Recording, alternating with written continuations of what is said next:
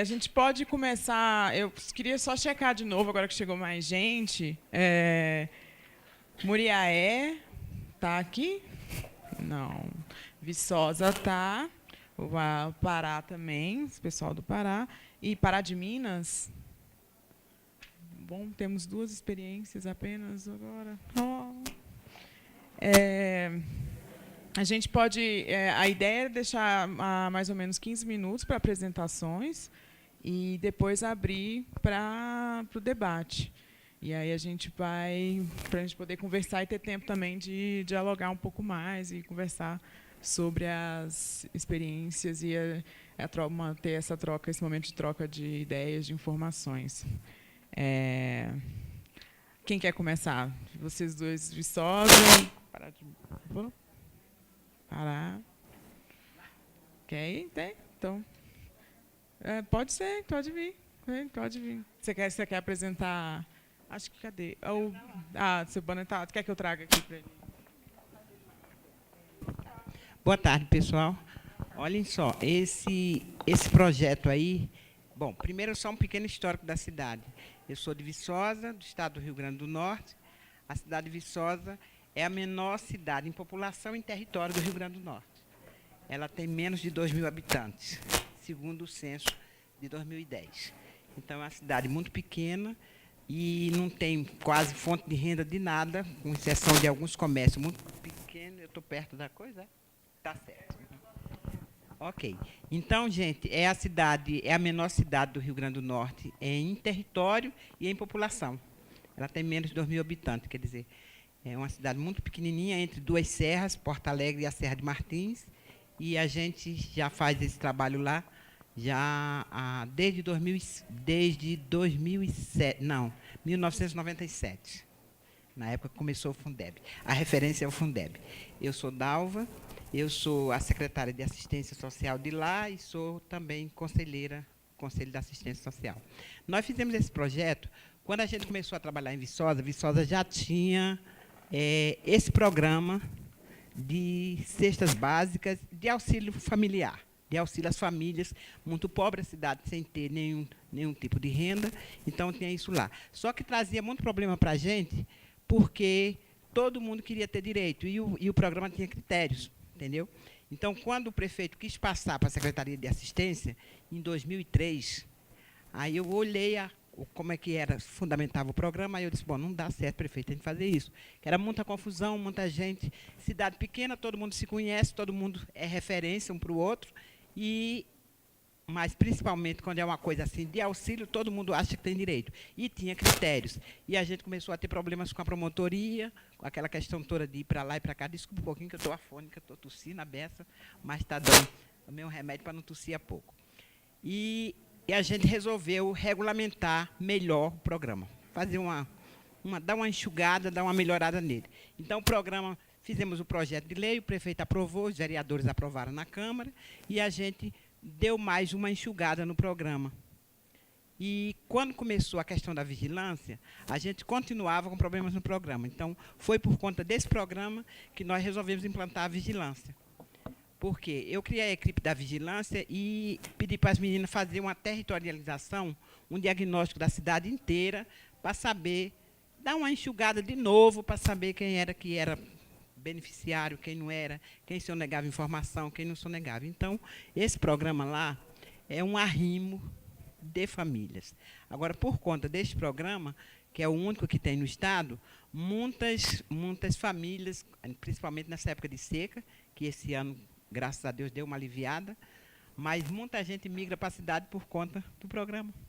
Então, é um problema para o município, mas, por outro lado, é bem interessante, porque beneficia, de fato, as pessoas que têm direito. O Conselho da Assistência Social faz o trabalho, os técnicos da Secretaria faz a inscrição, o Conselho, a gente faz aquela seleção toda e o Conselho é que aprova.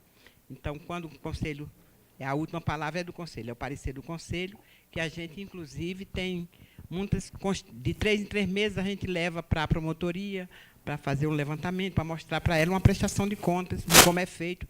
Por quê? Por não ter nas outras cidades e as pessoas quererem ela tem 4 municípios bem pertinho do outro, cerca de 10 minutos de um para o outro. E o pessoal das outras cidades vem procurar, mas só que o programa é só para quem mora na cidade há mais de 6 meses. Antes era um ano.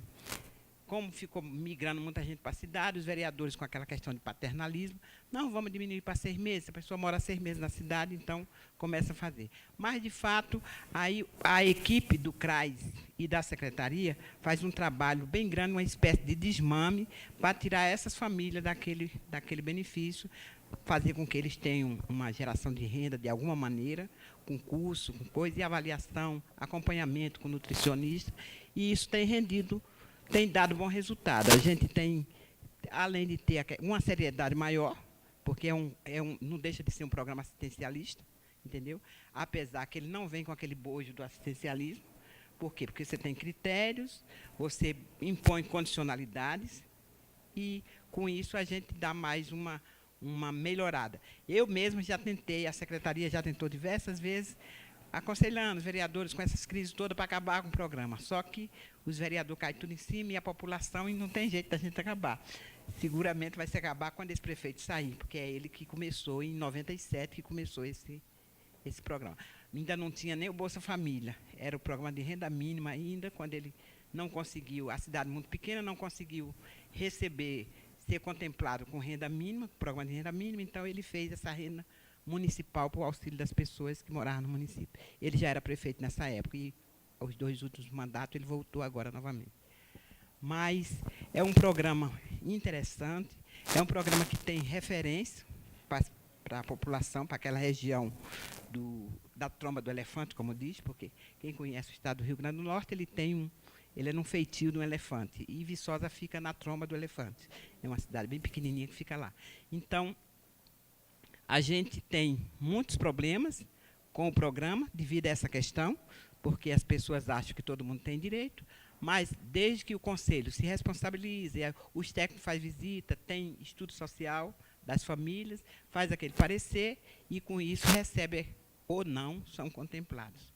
A gente hoje em dia não tem mais fila de espera, mas a gente teve uma época que a gente tinha uma fila de mais de 30 pessoas esperando para ser inclusa no programa, mas porque só são 250.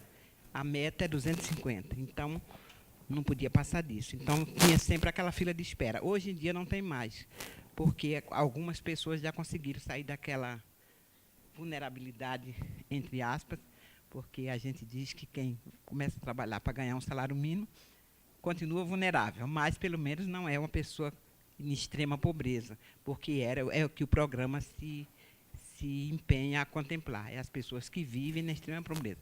Principalmente aquele pessoal que vem de outros lugares, de outras cidades, depois que moram determinado tempo na cidade, depois que passa aquele tempo de carência, essas pessoas passam a receber a cesta básica e o auxílio financeiro. As crianças têm que estar na escola, as crianças têm que estar matriculadas, e as mães mãe ou pai têm que participar dos programas dos cursos e dos programas para tentar mudar aquela situação.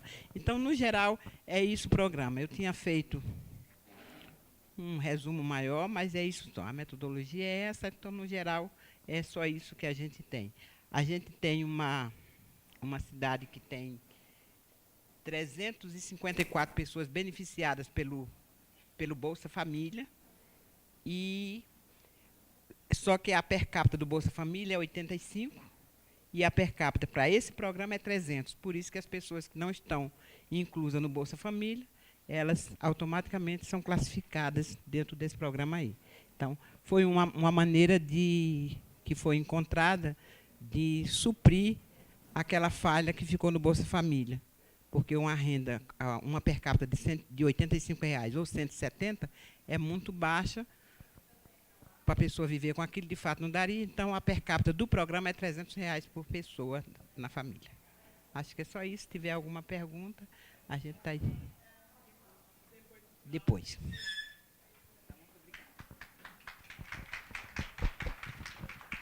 Gente, se chegar mais alguma experiência de algum município que está com experiência, se identifiquem para mim. Vocês são da onde?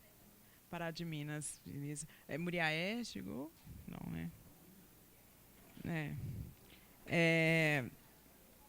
O rapaz ali da parte da técnica, ele falou que talvez seja melhor que as pessoas falem ali naquele outro microfone, porque esse microfone ele tá dando muita interferência. Então, acho que talvez, por essa questão, acho que eu sugiro que as próximas apresentações sejam feitas ali, na mesa. Vou usar esse aqui só para ir chamando. Agora, o Estado do Pará, os representantes, se vocês quiserem apresentar. 15 minutos. Bem, a nossa experiência é sobre a criação de uma taxa de acesso das famílias beneficiárias do Bolsa Família, o acesso dela nos serviços socioassistenciais, né? Então, foi criado um indicador que mensura o nosso PPA, né? O nosso plano plurianual, o nosso programão dentro do programa do Plano Plurianual do Estado do Pará. Então, o nosso programa dentro do PPA é Direitos Socioassistenciais, né, onde estão todas as ações da assistência social dentro desse programa. Então, a partir daí, como mensurar esse indicador? Então, nós criamos uma taxa, criamos uma fórmula, né, e, antes disso, né, tudo começa quando nós verificamos que o acesso das famílias beneficiárias do Bolsa Família, era assim, muito pequeno, acessavam os serviços do PAIF. Era um número muito pequeno de famílias que acessavam. Isso daí incomodou a gente, né? Então, não estão acessando os serviços, né? Então, foi ao nosso... Então, a gente começou a mensurar, ano a ano, esse acesso dessas famílias do Estado nos programas socioassistenciais, né? Então, a partir daí, nós criamos uma fórmula. Primeiro, uma das nossas diretrizes é a regionalização. Trabalhamos com 12 regionais de integração. O Estado do Pará é um estado enorme, é um outro país. Faz fronteira com Mato Grosso, faz fronteira com Tocantins, faz fronteira com Maranhão, faz fronteira lá em cima com Amapá. Então, é um estado muito grande e dividido em 12 regiões de integração. Então, a orientação nossa, uma diretriz, é trabalhar regionalizado. Então, a taxa foi regionalizada nas 12. Então, a cada ano, nós mensuramos e constatamos se houve, se a maioria das famílias acessou ou não, né? Então, essa a nossa experiência. Então, tudo iniciou, como eu falei para vocês, era muito baixo a participação dessas famílias usuárias do programa Bolsa Família nos serviços. Para vocês terem uma ideia, a região que melhor acessava era a região do Lago Tucuruí, que a gente chama, 14% só dessas famílias beneficiárias do Bolsa acessavam os serviços. A média ficava em torno de 5%. Então, a gente achou muito baixo e começamos a investir no acesso dessas famílias, né, nos serviços socioassistenciais. E, nesse contexto também, possibilitou o Estado, né, com mais ações, como apoiarmos os municípios, melhorarmos a qualidade desses serviços, sem investir. Então, começou-se a investir no monitoramento, na capacitação e no cofinanciamento, né? Hoje, o Estado do Pará cofinancia os 144 municípios na proteção social básica e na proteção social especial. O nosso critério também é porte, e a gente pega um percentual do valor do Ministério, aprovamos na CIB. Então, isso daí também, todo esse trabalho nos possibilitou tomada de decisão também, investir em qual região. No ano de 2016, nós tivemos um resultado muito bom, né? No ano de 2017, já não tivemos um resultado muito bom, alcançamos a meta, porque no PPA vocês sabem que todo indicador ele tem uma meta, ele tem uma taxa a alcançar. Alcançamos só em 4 esse ano, não alcançamos em todas as demais, né, nas 8. Mas, assim, possibilitou também com isso que nós criamos um índice para cada município. Hoje a gente sabe quem está abaixo dessa meta e quem está cumprindo e quem não está. Né? Mas é como a gente coloca para os municípios. A questão é nossa, do Estado, é o investimento que o Estado tem que fazer para vocês chegarem nessa meta, né? Para dar melhor qualidade e ampliar também o acesso dessas famílias. Né? Então, tem possibilitado isso também. E o que é que a gente constatou isso para a gestão, né, esse ano? Que as 4 regiões que se saíram melhor é porque o Estado fez capacitação em todos os municípios dessa região, o Estado cofinanciou e assessorou, apoiou tecnicamente, enquanto as outras nós não tivemos pernas para chegar. Embora o cofinanciamento saiu um pouco atrasado, esse ano só que nós conseguimos 100% universalizar o cofinanciamento. Nos anos anteriores, nós chegamos assim, só a 100 municípios, então a gente constatou também isso, que é necessário o investimento também do Estado para a melhoria da qualidade desses serviços. Né? Então, é nesse ponto de vista assim, que é um resultado legal, assim, fica para as próximas gestões. Né? Essa é a nossa contribuição aí enquanto vigilância. Nós trabalhamos muito o planejamento lá, né? A vigilância trabalha muito planejamento. Inclusive, nós temos um núcleo de planejamento, mas e temos uma secretaria de planejamento também muito forte, e eles têm uma relação muito maior conosco da vigilância do que com o próprio núcleo de planejamento nessa questão das ações do grande programa, né? Porque nós temos hoje, são 11 ações, né, Alexandrina? Acho que nós temos mais 11 ações dentro desse programa, né? E todas esse indicador é que mensura, inclusive a segurança alimentar, por conta das famílias.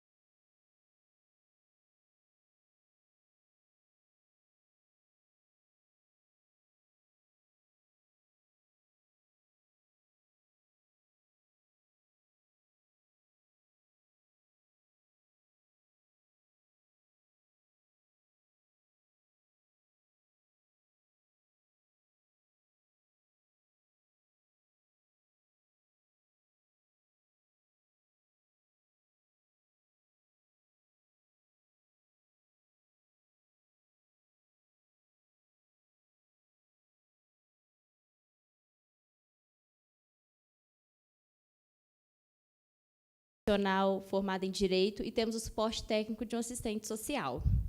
Então, assim, quando a gente começou a formar a equipe, a gente pensou, e aí? Porque até então tem muitas as coisas teóricas, né? Mas e na prática é diferente. E por onde começar? Então, a gente pensou, vamos buscar capacitação, né? Nós pesquisamos sobre a Rede SUAS, fizemos as pesquisas, fomos à SEDESE, que é a Secretaria de Estado de Minas Gerais, buscamos capacitações no setor de vigilância, visitamos o município de Sete Lagoas, que tem uma vigilância estruturada, compartilhamos experiências, tivemos muita coisa positiva que a gente trouxe deles. Aí, depois dessas pesquisas, dessas buscas, a gente sentou com cada equipamento. No nosso município, nós temos 3 CRAS, um CREAS, um Centro POP. Então, a gente sentou com cada equipe de cada equipamento, escutamos primeiro os coordenadores. Depois que a gente escutou os coordenadores, fomos escutar também quem fica na ponta, né, que são os técnicos. Escutamos cada técnico, eles trouxeram quais são as dificuldades que eles encontram, o que falta de, às vezes, alguma informação, alguma coisa, escutamos os técnicos. E depois nós implantamos a gestão da qualidade. Aí nós criamos, nós elaboramos o procedimento operacional padrão da vigilância, que é o POP. No POP, são descritos o campo de aplicação, os objetivos da vigilância, as atribuições de cada servidor da secretaria. Nós descrevemos também no POP todas as siglas do MDS, dos sistemas, porque são muitas siglas, muitas pessoas não conhecem. Então, a gente descreveu sigla por sigla, o que significa cada sigla, onde que cada um pode acessar o sistema, quem que é a pessoa responsável por acessar e como acessá-lo. A gente tem a dificuldade, eu não sei se no município de vocês também, porque ninguém conhece vigilância.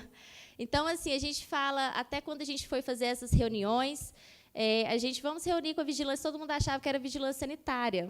Então, assim, a gente teve a princípio, a gente teve que mostrar, né, o que é vigilância, qual que é a função da vigilância, né, e a gente fomos elaborando o POP. Nós colocamos também as utilidades que ele vai ter no contexto da assistência social, a responsabilidade de cada servidor, as definições, os recursos necessários, a descrição do procedimento. E, no POP, a gente teve o cuidado de criar mesmo um registro e criamos também uma planilha. São planilhas de produtividade de cada equipamento. Cada coordenador tem uma planilha, cada técnico tem uma planilha. E, nessas planilhas, a gente colocou o registro, que cada planilha tem um registro. E, nessa planilha, todas as planilhas são protegidas, porque cada técnico entregava para a gente as informações de uma maneira, muitas incompletas, muitas fora do prazo, e para preenchimento do RMA, do CISC, a gente tem prazo, né? Então, a gente protegeu todas as planilhas, cada técnico tem que assinar, datar e carimbar a sua planilha. Nós fizemos um arquivo físico para que qualquer pessoa possa ter acesso a essa produtividade dos técnicos e do coordenador. Fizemos isso também com o cadastro único. A gestora do cadastro único também tem que colocar a sua produtividade, os entrevistadores e também a recepção de cada equipamento.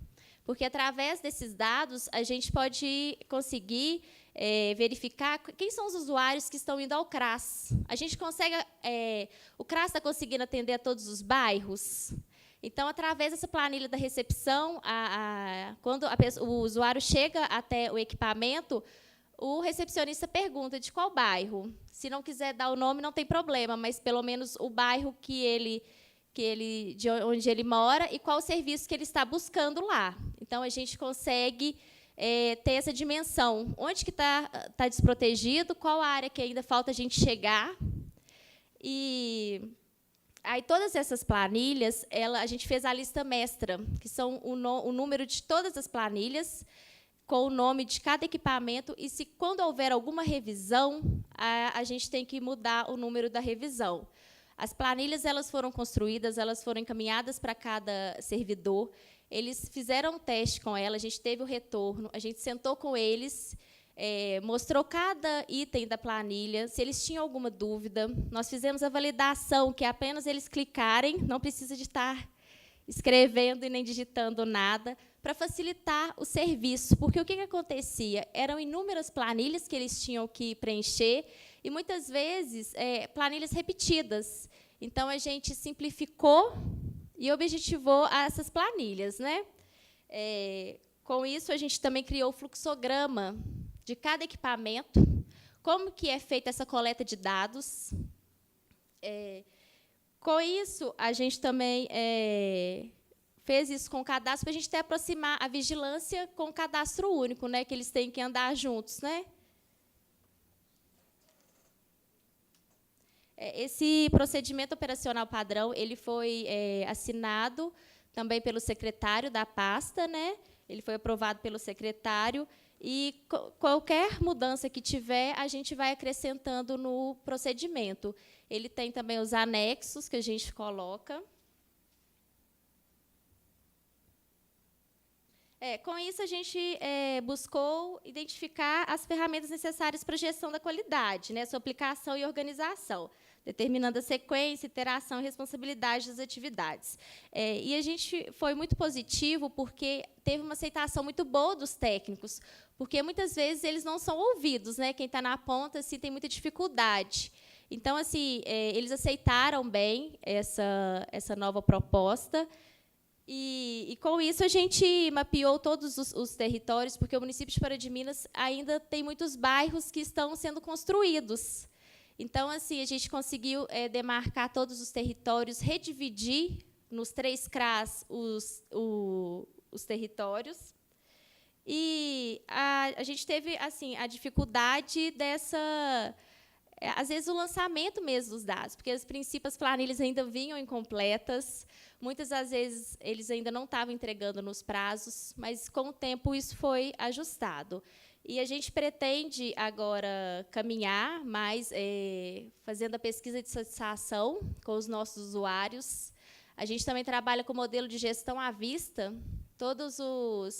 Qualquer atividade que a gente faz, qualquer relatório que a gente elabora, a gente deixa na gestão à vista. A gente tem esse cuidado de sempre estar reunindo com a equipe, para a gente conseguir, juntos, definir as coisas e trabalhar melhor nesse sentido. E é isso. A gente agradece a nossa participação, que foi de grande importância, porque, com 9 meses de implementação, a gente já conseguiu ser selecionado para essa amostra. Para a gente foi uma grande, assim, alegria mesmo. E muito obrigada. Chegou? Não. Não, né? Eu acho que, então, agora a gente pode abrir para as perguntas. Se vocês quiserem fazer perguntas para as participantes, eu posso fazer um esquema de inscrição. Se quiser, eu pego os crachás com vocês. Pode ser. Alguém quer falar, quer dar uma...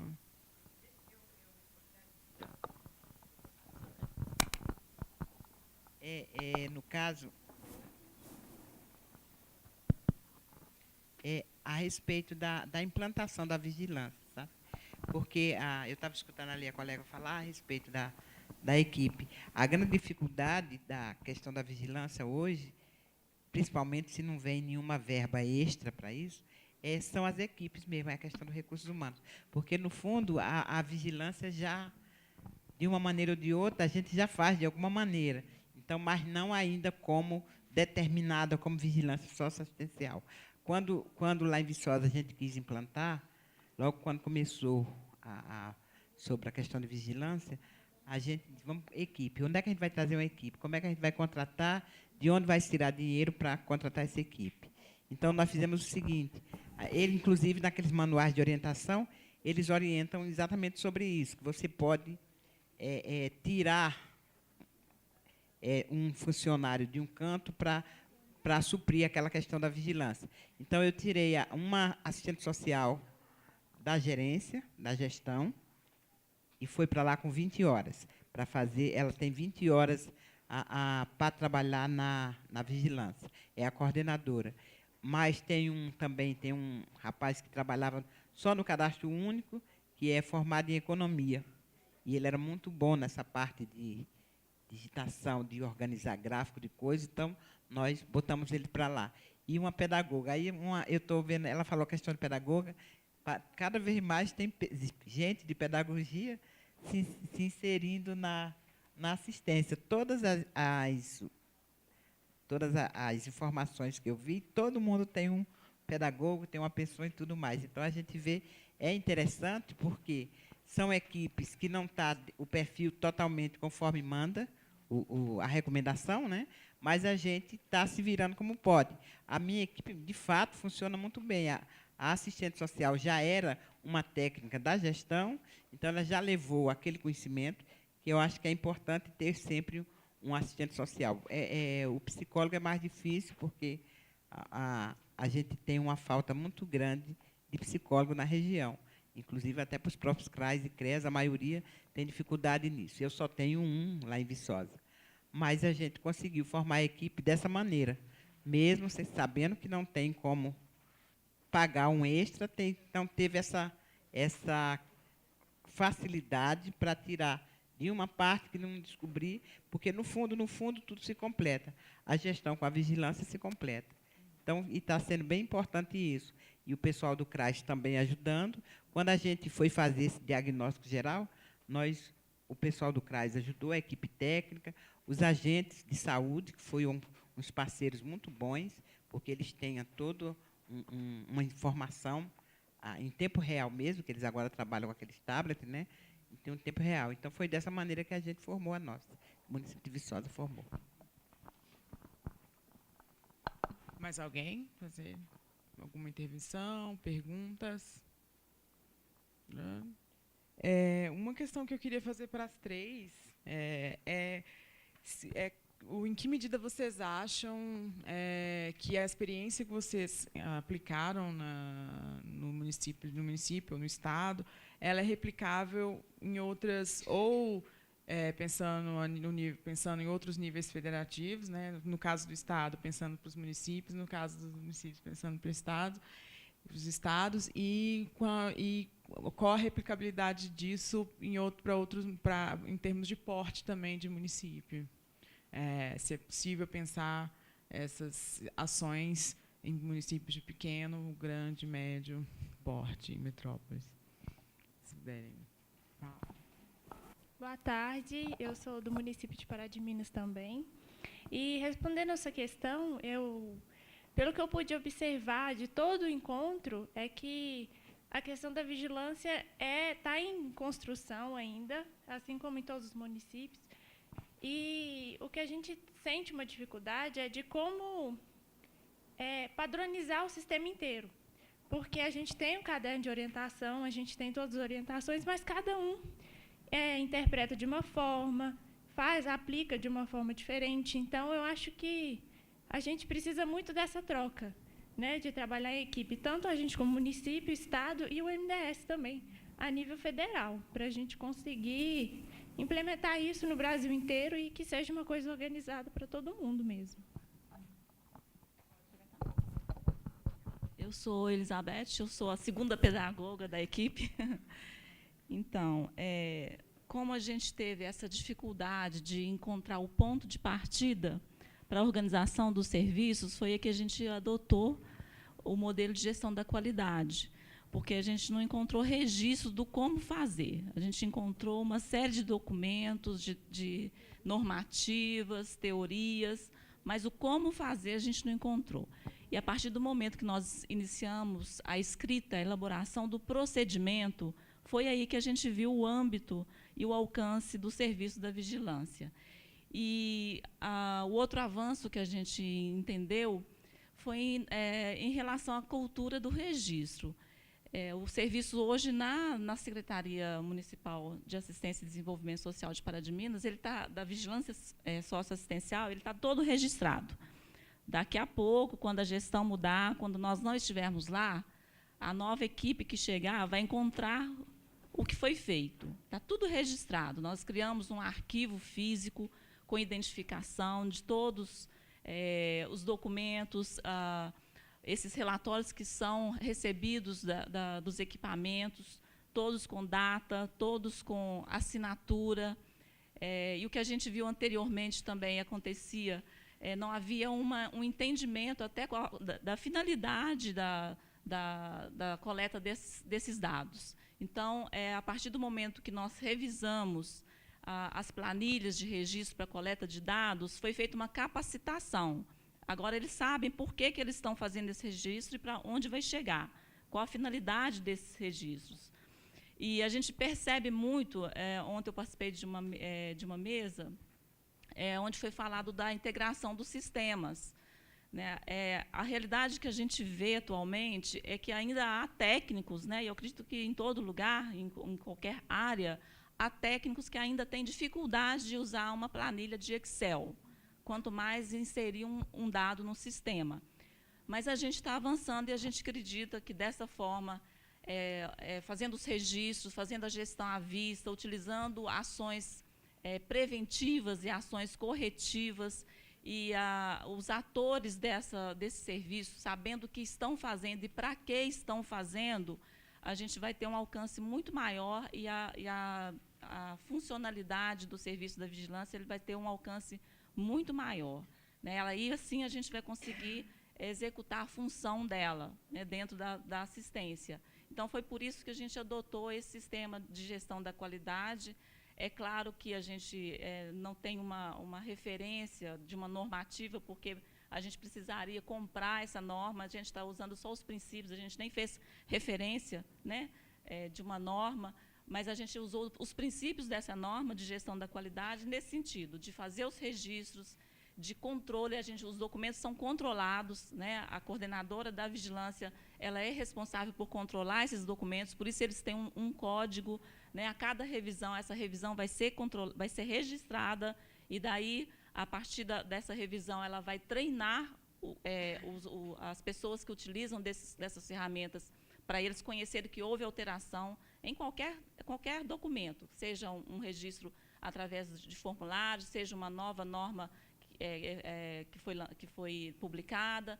Aí ela vai ter controle de todos esses documentos e os atores que são responsáveis e fazem parte do serviço, eles vão tomar conhecimento, e tudo registrado, tudo assinado, tem ata de reunião, que eles tomaram conhecimento, agora não vale mais falar, eu não sabia que era dessa forma, lista de presença de todas as reuniões. Então, é uma forma que caminhou, ainda tem muita coisa para ser feita, é claro, a gente já tem outras ações, outros procedimentos a serem implementados dentro desse sistema, mas já avançou e deu uma visibilidade do que é o setor dentro da assistência e até mesmo para a gestão do município. Tá ok? Obrigada pela... sua pergunta. É assim, a vigilância, esse trabalho, toda essa experiência, ela nos permite conhecer melhor os municípios e seus portes, conhecer tanto suas limitações, como também as suas facilidades, porque os municípios também têm lá suas experiências exitosas, e cruzar também, já no âmbito do Estado, a questão do orçamentária mesmo, né, da questão de se investir mais em que região, em que município.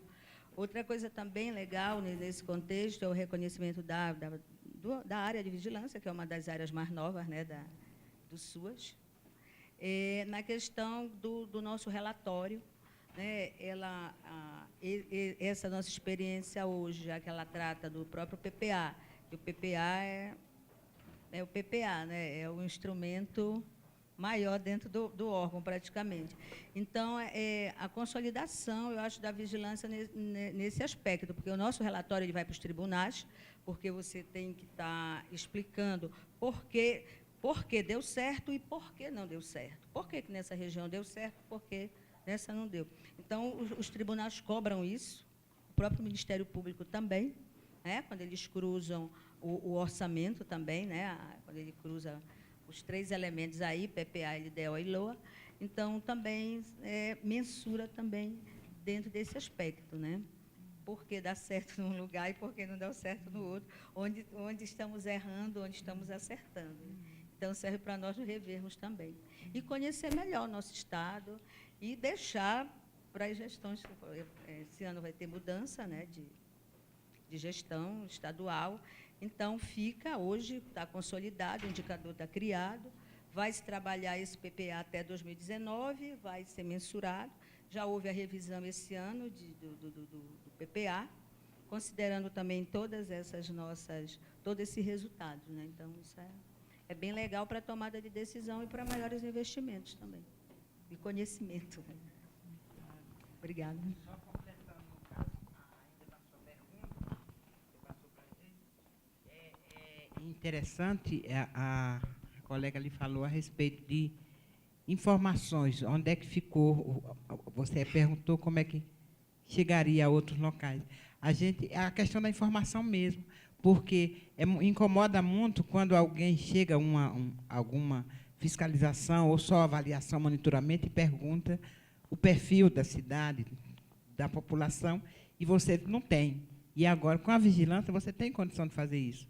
A gente, de apresentar isso, tem em mãos. Então, nós fizemos uma audiência pública na Câmara e os vereadores ficaram tudo, uma cidade bem pequenininha, e dados que os vereadores não sabiam, não conheciam, e a gente chegou, apresentou para eles quantas pessoas assim, quantas tem, quantas fazem, isso tudo. Então, é muito importante essas informações, que a vigilância veio com esse papel para complementar, tirou aquele aspecto de fiscalizadora, porque, conforme ela falou, pensava até que era vigilância sanitária, porque é fiscalização. Então, ela chegou, mudou esse perfil, um outro olhar, para ver a vigilância como uma ferramenta a mais para ajudar, para identificar, para saber onde os próprios governantes ver onde é que tem que aplicar aquele dinheiro, aquela receita que tem. Então, no sentido da gente, foi esse ponto aí bem importante. A gente se sentiu muito contemplada e reconhecida quando levou para a Câmara e para fazer a audiência pública, e os vereadores ficaram tudo embelezados com aqueles dados que eles deveriam saber de uma cidade bem pequenininha, né? Então, é bem interessante isso. Essa contribuição que a vigilância deu é muito boa, para facilitar a questão do monitoramento, de você avaliar e traçar metas para o futuro, né? É bem interessante isso. Alguém quer fazer? Claro. Eu sou da Proteção Social Básica, estou aqui, né? E a colega, a gente estava discutindo sobre essa questão da vigilância. Ela falou, gente, a vigilância não é só da vigilância. Proteção Social Básica, especial, todo mundo tem que fazer vigilância, né? Não é uma questão... E aí a gente estava observando, e lá em Goiânia, né, que eu sou do Estado, a gente tem esse cuidado. Eu vejo a Vera, que é a coordenadora da Proteção Básica, quando ela vai fazer a capacitação nos municípios, ou traz os municípios para fazer orientações, a gente fala atendimento presencial, então a gente tem esse cuidado. Eu vejo ela com todo esse cuidado. Como é que o município está trabalhando essa questão, como é que a gente lá, a especial, a nossa equipe é muito reduzida do Estado, a gente perpassa por essa questão também de falta de profissionais, falta de concurso, mas mesmo com uma equipe reduzida, na medida do possível, a gente tenta fazer o melhor possível, né? Então, é assim que a gente trabalha. Muito obrigada. Boa tarde, gente. Meu nome é Alexandre, sou da Vigilância do Pará. E tenho uma experiência aqui, na verdade, uma proposta de um instrumental, né, que ele procura, primeiramente, construir indicadores na assistência ao idoso. É uma proposta de instrumental para avaliar os serviços de acolhimento institucional, especificamente na modalidade abrigo institucional, né? O porquê dessa proposta, né? Hoje, a gente sabe que existem ferramentas, né, que coletam, né, que visam coletar informações para avaliar a qualidade desse serviço. Entretanto, esse instrumental ele tem o objetivo de dar voz ao usuário, né, no caso, o idoso. A proposta ela iniciou através de um estudo acadêmico, e nesse estudo foi realizado no Abrigo Socorro Gabriel, lá em Belém, e os idosos que estão lá, eles têm um grau de complexidade 3, né? Um grau muito alto, né? Utilizam órtese. Então, no decorrer, né, dessa coleta de dados, foi criado um questionário através de escala de Likert, né, que avalia, através dos idosos, conversando com os idosos, eles mesmos estão avaliando os serviços, né?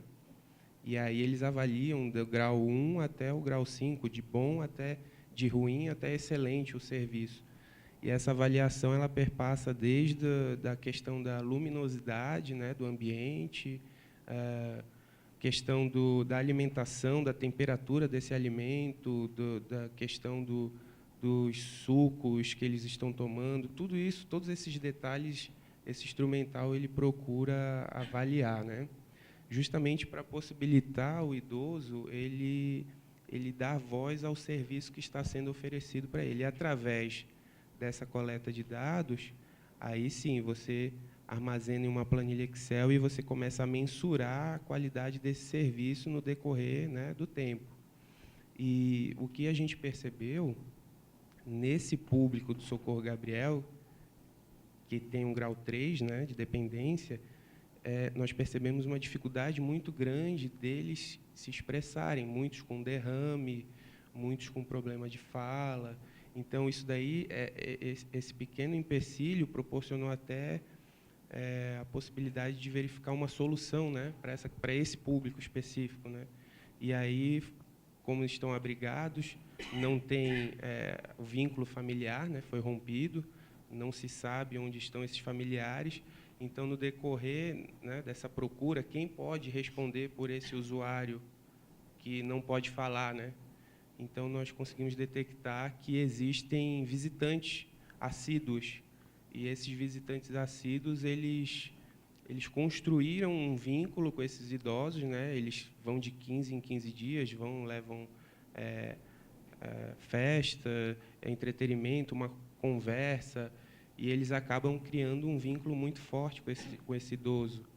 E aí nós conseguimos perceber que esse visitante ele pode, sim, responder esse questionário, tendo em vista essa percepção dele na instituição.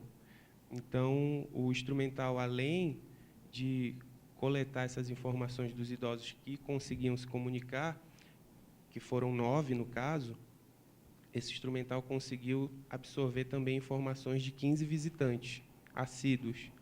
E, através dessa coleta de dados, conseguiu-se pontuar, conseguiu-se mensurar a qualidade, não só da estrutura, limpeza, questão do jardim, dos quartos, dos banheiros, como também se conseguiu mensurar a questão do atendimento do cuidador, do atendimento da técnica de enfermagem, enfim, de todos os profissionais envolvidos no abrigo, e, finalmente, diretamente com o usuário, a questão da alimentação, do banho, da higiene que é feita ao idoso.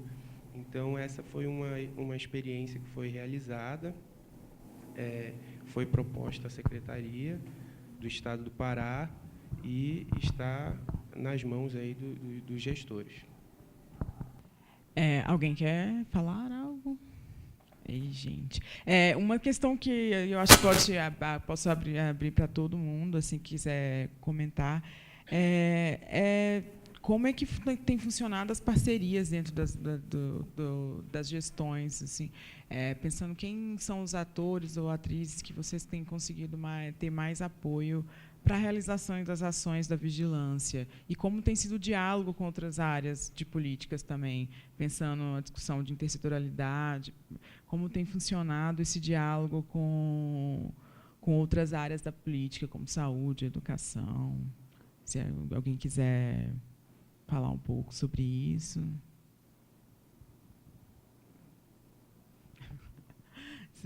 Acho que já deu, né, gente? Você quer?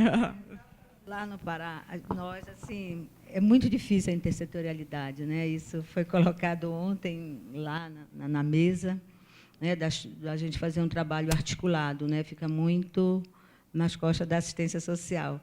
A gente tem muita reclamação dos municípios. Nós, no Estado, nós conseguimos formar um grupo, mas não está muito legal, assim, mas conseguimos. A questão de dados, né? Pegamos o pessoal da Vigilância Sanitária, da CESPA, né, da Secretaria de Estado de Saúde, o pessoal dos Direitos Humanos, pegamos a SRT, a Secretaria Regional do Trabalho, o pessoal da Polícia Rodoviária Federal, na questão da violação. Né? Então, o Pará ele tem muitos casos de trabalho escravo. Então, é muito sigilo. Então, aí a gente pôde descobrir, a SRT ela se ressente muito, porque ela diz assim, o trabalho deles é muito administrativo. Quando eles vão lá, detectam numa fazenda aquela violação, o que é que eles fazem? Eles, assim, o dono lá da fazenda, ele tem BO contra ele, todo esse processo, né? Contra ele, mas aí a CRT ela entra com a questão da rescisão, quantos anos eles ficaram lá, toda aquela história, e eles fazem aquele trabalho. A partir dali, eles vão embora. Não há nenhum acompanhamento social. Então, foi detectado também em alguns locais trabalho infantil dentro dessas áreas, né? Trabalho infantil, abuso, exploração sexual. Então, a gente queria assim, porque cada um tem o dado, a vigilância do SUS tem um dado, os direitos humanos, na questão do tráfico de pessoas, eles têm um dado, nós temos outro. A Polícia Federal também, nessa questão do abuso e exploração nas estradas e tal, também tem outro dado, então a gente fez assim um grupo, a Polícia Civil também, então a gente começou a comparar o dado que a Polícia Civil tinha, o dado que a assistência tinha, o dado que o SUS tinha e os direitos humanos tinha. Então, a gente é um grupo que a gente quer, é uma iniciativa de técnicos, inclusive. Depois, nós vamos sensibilizar os gestores, a gente reúne. Estava também o pessoal da Secretaria de Assistência de Belém, que é uma fundação lá, na perspectiva da gente, assim, até formalizar um protocolo da gente trocar essas informações, para que um tenha acesso à informação do outro. Mas, assim, a gente tem muita dificuldade de reunir. Né? A intersetorialidade ainda está muito longe. Eu acho também que a educação, nesse contexto, a gente tem também uma relação legal com eles, porque tem os dados do INEP. Agora, são todos dados brutos que a gente tem que trabalhar. Né? Assim, pelo que eu vejo, as equipes de vigilância são muito restritas, são muito pequenas, e, por exemplo, a nossa, do Pará, nós somos assim, um pouco privilegiados, nós somos 13 pessoas, 12 são concursados, nós somos concursados, temos só a estatística, que é temporária, porque o estatístico passou no outro concurso, né? Mas, assim mesmo, é formada por assistentes sociais, e, muitas vezes, você não tem aquela formação da estatística, do número, da criação do indicador. Agora que a gente está trazendo mais outros trabalhadores para lá, né? Como eu sou socióloga, o Alexandre é administrador, temos uma pedagoga e uma estatística, mas a gente se ressente, a gente quer mais sociólogo e estatístico na equipe. Para que a gente possa trabalhar esses dados, porque é muito demorado, os sistemas não se falam, a gente sabe disso, a gente cata as informações, isso daí ainda dificulta muito. Mas é muito legal, eu acho que a assistência hoje ela deu um salto, ela tem dados, hoje ela pode dizer, né? Hoje ela é fonte, a gente costuma dizer, anos atrás, a gente trabalhava com os indicadores de educação e saúde. Hoje não, trabalhamos com o nosso próprio indicador, temos um CAD único aí maravilhoso, onde a gente pode estar fazendo 1000 coisas, mas é muito trabalhoso ainda e a gente precisa das outras políticas também, né, para melhorar a nossa atuação. Boa tarde para todo mundo. Sou Lúdia Aparecida, de Goiânia. E eu tenho uma dúvida, porque assim, eu fui gestora hospitalar e sou formada em economia, e hoje eu atuo na vigilância de Aparecida. Trabalho na questão de índices, né, indicadores. Eu amo. E a minha dúvida é o seguinte: quando eu era gestora hospitalar, eu tinha muita dificuldade de passar alguns dados para a Secretaria de Assistência Social devido à Comissão de Ética da Saúde. E eu estava na ponta de lá, né? Hoje eu estou dentro da Secretaria de Assistência Social, então eu sinto na pele essa dificuldade de ter esse acesso ao banco de dados da Secretaria de Saúde, porque existe uma comissão, né? E determinadas famílias não autorizam que esses dados são repassados para outras secretarias, outras fontes, mesmo que faça parte da rede socioassistencial, né? A minha secretaria tem em comum a primeira-dama do município, a esposa do prefeito, mas, mesmo assim, né, a gente tem essa dificuldade da questão intersetorial. Então, eu gostaria de saber como que a colega ali mandou um ofício, um documento, não sei, né? Talvez alguma questão mais... Só para a gente saber mesmo, até para pedir, né, também, compartilhar. Ah, acabou. Ah, tá. Não, a gente está construindo essa relação, né? É isso que a gente coloca, principalmente na questão da violação. Né? Na questão da violação. Porque eles têm dados lá, são dados assim, porque nós queremos assim, comparar com o nosso. Né? Nesse sentido. Por isso que a gente está ainda numa discussão técnica, isso, e a gente quer assim, formalizar um protocolo, né? Se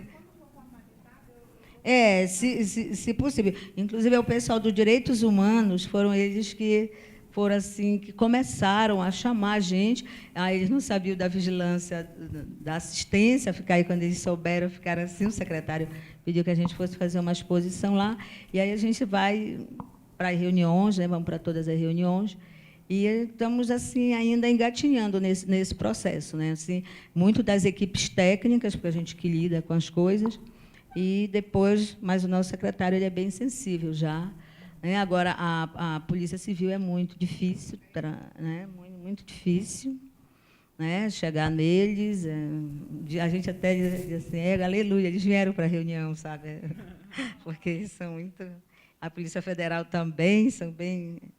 Então, a gente está assim, costurando ainda, e quem faz toda essa articulação mesmo é a Secretaria de Direitos Humanos, né?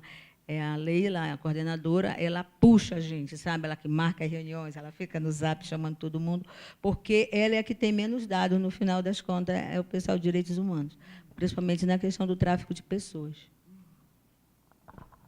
Eu não sei, devido, pode ser porque o município é muito pequeno, todo mundo se conhece, todo mundo... As informações chegam muito rápido, perto de uma da outra. E outra coisa, eu não tenho dificuldade da gente trabalhar essa questão da intersetorialidade. Saúde, educação, inclusive, a gente já costuma fazer isso, toda a discussão que a gente tem, quando os técnicos do CRAS ou da gestão tem algum levantamento, a gente sempre chama as secretarias afins para a gente discutir. Então, nós não temos esse problema lá. Essa questão de uma coisa que uniu muito as secretarias, o selo Unicef. E tem uma linha de base que a gente obrigatoriamente tem que discutir todo mundo junto. Então, essas comissões que discutem, normalmente, são carro-chefe das secretarias. E também a gente trabalha muito essa questão da rede para encaminhar. A gente recebe da saúde, recebe do Conselho Tutelar, manda para lá para eles, manda para a educação.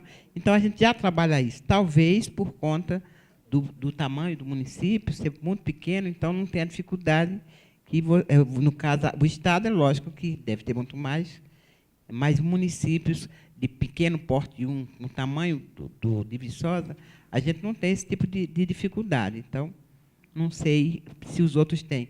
Esporte, é muito comum a gente fazer essas reuniões com o pessoal do PAIF e chamar todas as secretarias para participar. E eles vão e a gente ali vai trazendo os problemas, as questões todas, naquela reunião grande com aquele público-alvo do PAIF, principalmente o pessoal do Bolsa Família ou simplesmente do Cadastro Único.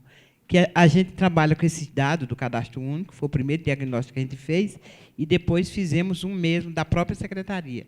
Então, a gente trabalha com os dados oficiais, que estão lá, divulgados, e trabalhamos com os dados que nós levantamos cobrimos todo o município. Então, todo o município coberto com a informação que a gente está com ela toda agora prontinha. Aprontamos agora no mês de maio, toda junta. Então, eu não tive essa dificuldade e a gente trabalha dessa maneira. Essa questão da intersetorialidade funciona muito. A gente mora no município pacato, município que tinha 4 eleições, que era candidato único a prefeito.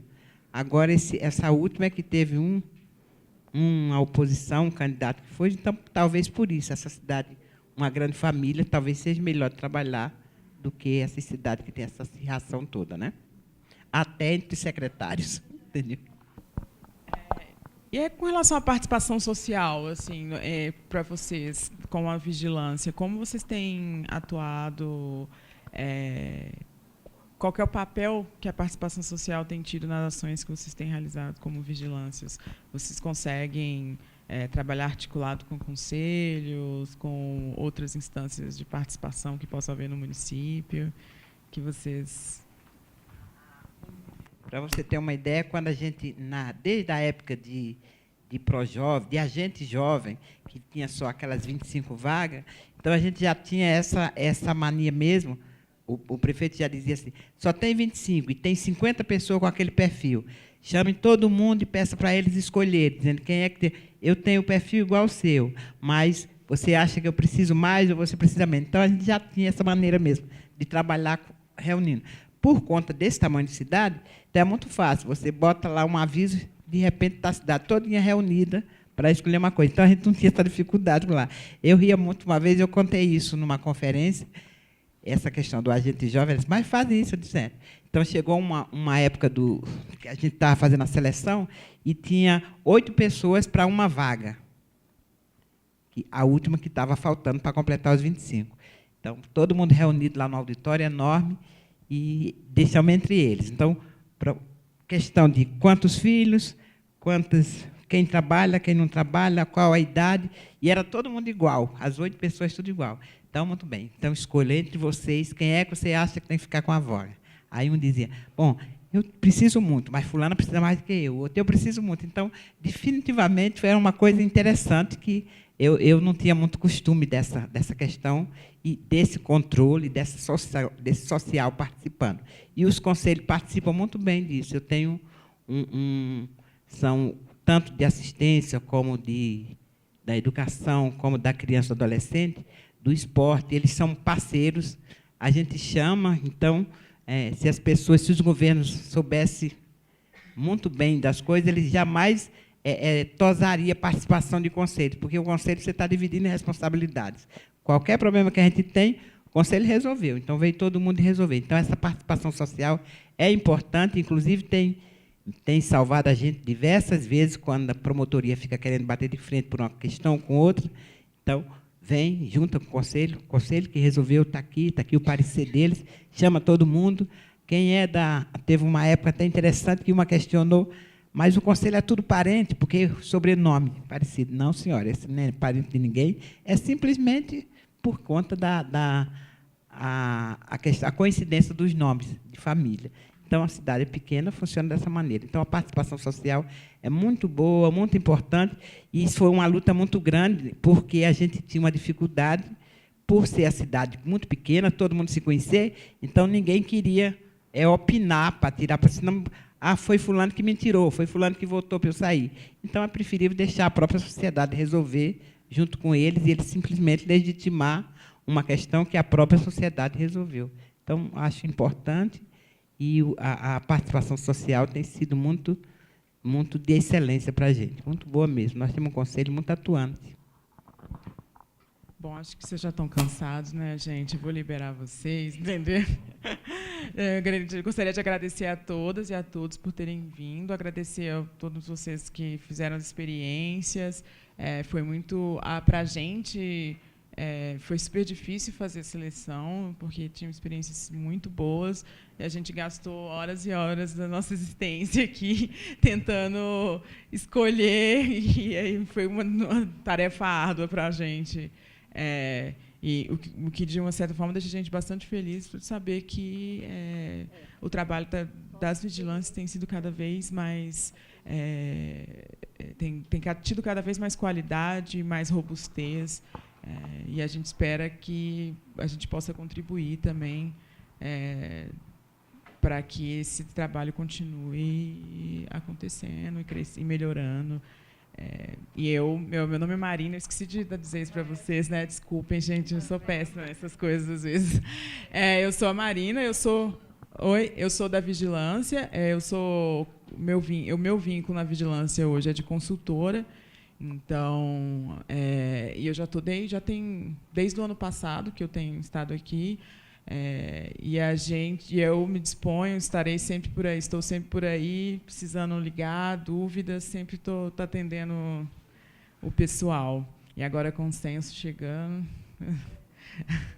estamos aí, mas podem contar com a gente, com a nossa equipe, para contribuir nesse trabalho de vocês. Muito obrigada e bom descanso na volta depois de vocês. Mas antes tem a plenária, gente. Podem levar os banners.